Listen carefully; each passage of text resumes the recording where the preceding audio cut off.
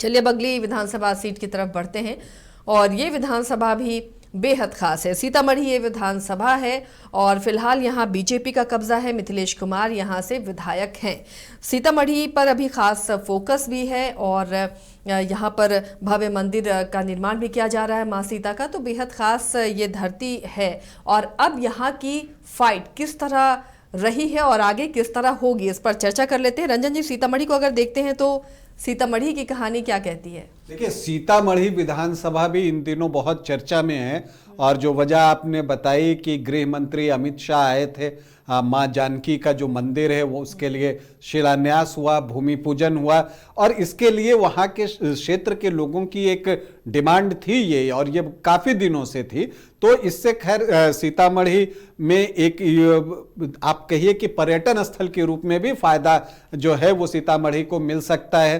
अयोध्या में राम मंदिर बना, अब यहाँ पर जो है माता सीता का मंदिर जो है बनाया जा रहा है पुनौरा धाम में।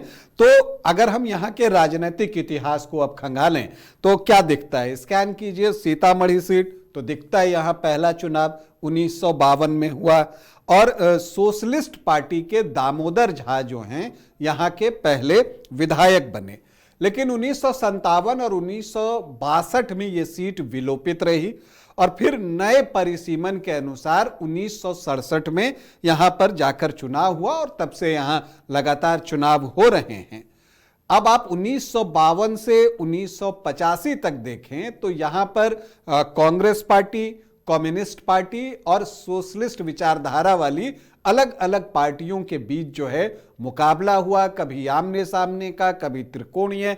तो ये मुकाबला यहां पर देखने को मिला जिसमें ज्यादातर अवसरों पर जीत जो है वो कांग्रेस को मिली। तो 1952 से 1985 के बीच में कुल 7 चुनाव जो है वो सीतामढ़ी में हुए, जिसमें 4 चुनाव में कांग्रेस को सफलता मिली, तो 2 बार जो है सोशलिस्ट विचारधारा वाली पार्टियां चुनाव जीती और 1 बार सीपीआई को यहां पर कामयाबी मिली। 1990 में बिहार में राजनीति ने करवट ले ली, तो पहले जनता दल ने जीत दर्ज की 1990 में, लेकिन 95 से जो मुकाबला है वो बीजेपी वर्सेज जनता नामधारी पार्टियों के बीच जो है वो होने लगा। हालांकि अगर आप देखें तो जो पहली बार यहां कमल खिला सीतामढ़ी में वो 1995 में खिला। हरिशंकर प्रसाद जो है उन्होंने यहां पर बीजेपी का कमल खिलाया। हरिशंकर प्रसाद, सुनील कुमार पिंटू जो यहां के विधायक रहे हैं कई बार के, उनके पिता सांसद भी रहे सीतामढ़ी से, तो वो यहां पर कमल खिलाने में सफल रहे थे। अब अगर आप यहां पर आगे बढ़ें तो 2000 से यहां जो मुकाबला है वो बीजेपी वर्सेस आरजेडी होने लगा। हालांकि एक बार कांग्रेस पार्टी भी मुख्य मुकाबले में रही, एक बार एलजेपी भी रही, लेकिन जो यहां मुख्यतः आप देखें तो मुकाबला आरजेडी वर्सेस बीजेपी ही देखने को मिलता है। अगर आप 1990 से 2020 के बीच जो यहां चुनाव हुए हैं उसको देखें तो कुल 9 चुनाव हुए हैं, जिसमें बीजेपी को 6 बार कामयाबी मिली है सीतामढ़ी में। आरजेडी 2 बार इस सीट को जीतने में सफल रहा है और जनता दल 1990 में इस सीट पर काबिज हुआ था। अब अगर हम देखें तो कुल 16 चुनाव जो है वो सीतामढ़ी विधानसभा क्षेत्र में आज तक हुए हैं। बीजेपी यहाँ की सबसे सफल पार्टी है, 6 बार जो है सीतामढ़ी में कमल खिला है। कांग्रेस पार्टी जो है वो 4 अवसरों पर यहां चुनाव जीतने में सफल रही है। आरजेडी को 2 मर्तबा यहां पर सफलता मिली है। जनता दल, सीपीआई, संयुक्त सोशलिस्ट पार्टी और सोशलिस्ट पार्टी एक बार जो है चुनाव जीतने में सफल रही है।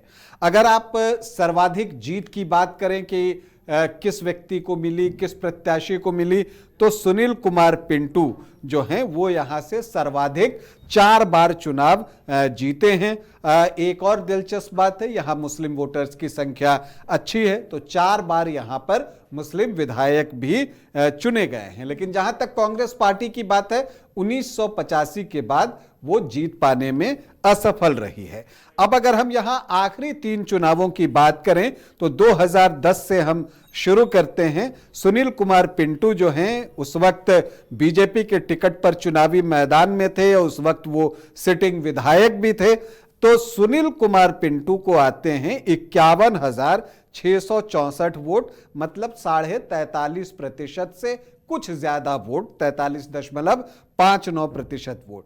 उनके जो करीबी प्रतिद्वंद्वी रहे वो रहे राघवेंद्र कुमार सिंह, कुशवाहा जाति से आते हैं, एलजेपी की तरफ से। उनको 46,443 वोट आते हैं, 39.13% वोट। और अमरनाथ गुप्ता बीएसपी के थे, उनको लगभग 8,000 वोट, 6.8%। और कुमारी रूपम कांग्रेस प्रत्याशी 3,870, 3.27% वोट उनको आते हैं। तो यहां 5,221 वोटों से सुनील कुमार पिंटू ये चुनाव जीतते हैं। लेकिन मुख्यतः आप देखिए तो यहां आमने सामने का ही मुकाबला इन दिनों दिखा है बीजेपी आरजेडी के बीच में। 2015 में महागठबंधन बना, जेडीयू आरजेडी कांग्रेस एक अम्ब्रेला के नीचे। तो दूसरी तरफ एनडीए से बीजेपी ने इस सीट पर लड़ने का फैसला लिया, क्योंकि उसकी सिटिंग सीट भी थी। सुनील कुमार पिंटू सिटिंग विधायक को फिर से एक बार चुनाव लड़ने का अवसर मिला और तब वो 66,835 वोट लाने में कामयाब रहे, 40.66% वोट। लेकिन महागठबंधन बनने का असर यहां के वोटों के अंक गणित पर पड़ा और सुनील कुमार कुशवाहा यहां पर 81,557 वोट लाने में कामयाब हुए, 49.62%। और वो 14,722 वोटों से चुनाव जीतते हैं। सुनील कुमार पिंटू को हार का सामना करना पड़ता है। फिर 2020 आता है, तब बीजेपी ने जो है मिथिलेश कुमार को अपना प्रत्याशी बनाया। तो आरजेडी ने सुनील कुमार कुशवाहा पर ही भरोसा जताया। मिथिलेश कुमार को 90,236 वोट आए, 49.90%, मतलब लगभग 50% वोट। और जब इतने वोट आ जाएं तो फिर हार का सवाल उठता नहीं है, यही हुआ। हालांकि आरजेडी के सुनील कुशवाहा ने भी बेहतर प्रदर्शन किया और उनको भी 43.6% वोट आए, 78,761 वोट। आमने सामने की लड़ाई में मिथिलेश कुमार ने सुनील कुशवाहा को 11,475 वोटों से पराजित किया। तो ये पिछले 3 चुनाव का लेखा जोखा। अब अगर हम देखें कि इस बार सीतामढ़ी से दावेदारी किसकी, तो चर्चा बहुत तरह की है। और चर्चा ये भी है कि हो सकता है कि दोनों जो प्रत्याशी पिछली बार चुनाव लड़े थे, दोनों का टिकट इस बार कट जाए। ये भी चर्चा है कि नहीं, वही दोनों चुनाव लड़ेंगे। तो इस तरह की चीजें यहां देखने को मिल रही हैं। देखिए, मिथिलेश कुमार अगर बीजेपी की तरफ से हम बात करें तो एक स्वाभाविक दावेदार होते हैं, क्योंकि सिटिंग विधायक हैं। लेकिन सुनील कुमार पिंटू, जिनको कि इस बार लोकसभा का टिकट नहीं मिला था, अब उनसे क्या कमिटमेंट उस वक्त हुआ था, यह भी एक बात महत्वपूर्ण है कि क्या सुनील कुमार पिंटू यहां पर चुनाव लड़ सकते हैं बीजेपी से। क्योंकि उनकी मुलाकात जो है जुलाई के आखिरी सप्ताह में, वो अमित शाह से भी मिले हैं जाकर दिल्ली में। देवेश ठाकुर जो यहां से विधायक हैं, उनके साथ भी उनकी मुलाकात हुई है। तो क्या कुछ यहां पर बदलाव होने वाला है बीजेपी की तरफ से? हालांकि अभी इसके लिए प्रतीक्षा करनी होगी। दूसरी तरफ आप आरजेडी से बात कीजिए तो एक दावेदार तो सुनील कुशवाहा आपको दिख ही रहे हैं, लेकिन यहां पर चर्चा यह भी है कि राघवेंद्र कुशवाहा वो आरजेडी में शामिल हो चुके हैं। तेजस्वी यादव ने उनको आरजेडी में शामिल कराया है। तो ऐसी परिस्थिति में क्या उनके साथ भी कुछ कमिटमेंट हुआ है क्या, ये बात जो है महत्वपूर्ण है। तो अब सुनील कुशवाहा लड़ेंगे, राघवेंद्र कुशवाहा लड़ेंगे, ये देखना जो है दिलचस्प होगा। इन सब के बीच बीजेपी से कुछ अन्य दावेदारों की बात करें तो श्याम नंदन प्रसाद हैं, मनीष गुप्ता हैं, एक युवा नेता विशाल कुमार हैं। सभी जो है अपनी तरफ से जोर लगा रहे हैं। यह स्वाभाविक भी है, चुनाव के समय जो पार्टी के लिए काम करते हैं उन कार्यकर्ताओं की इच्छा होती है कि उनको भी अवसर मिले। लेकिन इन सब के बीच उपेंद्र कुशवाहा की पार्टी आरएलएम से भी जो है कुछ दावेदार हैं। उनको उम्मीद है कि अगर ये सीट आरएलएम को मिल जाए तो वो प्रत्याशी बन सकते हैं। रामेश्वर महतो, नरेंद्र मिश्र का नाम सामने आ रहा है। इसी तरह जेडीयू से जिला अध्यक्ष सत्येंद्र कुशवाहा का नाम लिया जा रहा है।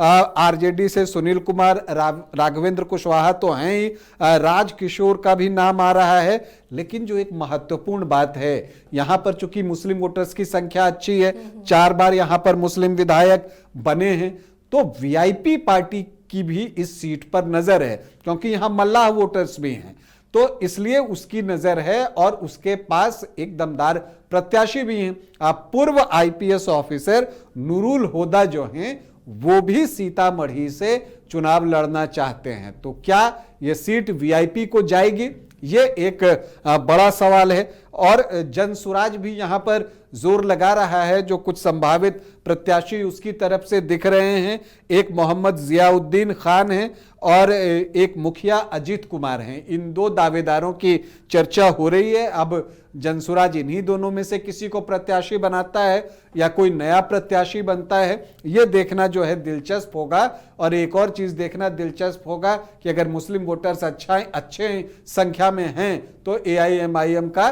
क्या रवैया रहता है, ये भी देखना होगा। तो अब अगर हम यहाँ के जातीय समीकरण को समझने की कोशिश करें तो यहाँ अनुसूचित जाति के वोटर्स 10.39% हैं, मुस्लिम 18.5% हैं, तो अच्छी संख्या है। और यादव 11 से 12% हैं, तो लगभग 28.5 से 29%, 30% का एक एमवाई का चंक बनता है। राजपूत वोटर्स की अगर हम यहां पर बात करें तो वो जो है 4 से 5% के आसपास। भूमिहार यहां पर अच्छी संख्या में हैं, 9 से 10%, कुछ ज्यादा भी कहते हैं। ब्राह्मण 3-3.5%। और यहां पर अगर इन तीनों को आप जोड़ दें तो 16.5 से 18.5%। कुछ कायस्थ भी यहां पर हैं 1.5-2% के आसपास। तो ये आंकड़ा 17 से 19% का पहुंचता है सामान्य जाति का। कुशवाहा यहां अच्छी संख्या में है, 8.5 से 9.5%। और कुर्मी 6.5 से 7.5%। तो कुशवाहा और कुर्मी मतलब कोयरी कुर्मी को आप जोड़िए तो 15 से 17%। और वैश्य जो हैं वो 11 से 12%। तो 45-46% का एनडीए को वोट करने वाली जातियां जो परंपरागत रूप से वोट करती हैं, उनका हिस्सा यहां पर पहुंचता है। लेकिन एक बात और भी है, आरजेडी यहां से जो हमने पिछले कुछ चुनावों में देखा है, वो एम या वाई को टिकट न देकर जो है कुशवाहा जाति से उम्मीदवार उतार रहा है।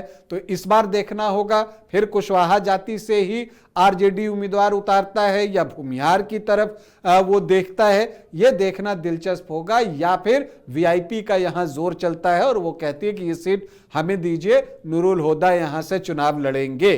तो अब क्या कुछ होता है ये बताना फिलवक्त मुश्किल है। लेकिन अगर आप आंकड़ों को देखिए और अगर एनडीए फोल्डर की जातियों में से ही आरजेडी यहां पर टिकट देता है तो ऐसी परिस्थिति में मुकाबला ऑलमोस्ट जो है वो बराबरी का आता चला जाता है। क्योंकि अगर आप कुशवाहा जाति से देते तो 8.5-9% के आसपास वोट में डेंट लगता है, तो ये चीज जो है फिर आपको बराबरी पर ला देती है। यही चीज यहां हमें दिख भी रही है। कांटे का मुकाबला, आमने सामने का मुकाबला सीतामढ़ी में होता है। तो एक बार फिर से हम एक रोमांचक मुकाबले की उम्मीद सीतामढ़ी में कर रहे हैं। तो ये सीतामढ़ी का रोमांचक मुकाबला था और सीतामढ़ी की जनता इस बार किसे चुनती है और क्या फैक्टर यहां पर काम करेगा उस पर भी हमारी नजर बनी रहेगी। तो आज के लिए सिटी स्कैनर में फिलहाल इतना ही। अगले दिन फिर हाजिर होंगे किसी और विधानसभा सीट के साथ। तब तक के लिए दीजिए इजाजत। नमस्कार। Presented by Dayar Group.